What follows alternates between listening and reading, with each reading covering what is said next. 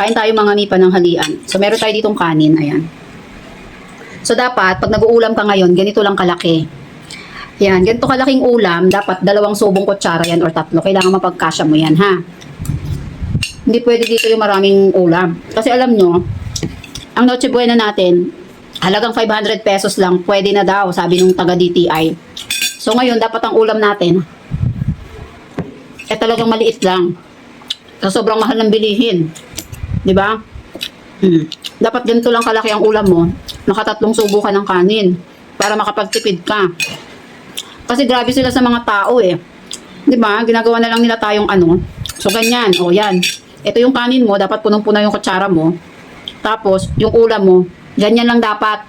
Kasi 'di ba, sabi niya, pang Noche Buena, halagang 500 lang. Yan.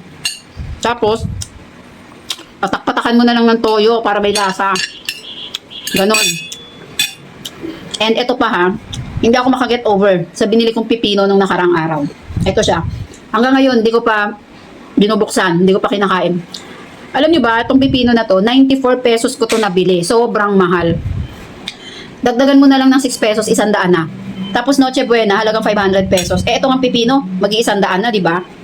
Wala pa tong ano, wala ka pang ibang rekado dito, as in, pipino lang. Grabe talaga sila sa atin. Parang, dapat sinabi na lang nila sa atin na wag na lang tayong kumain, di ba? Nakakainis talaga manood na minsan ng balita. Ay, nako.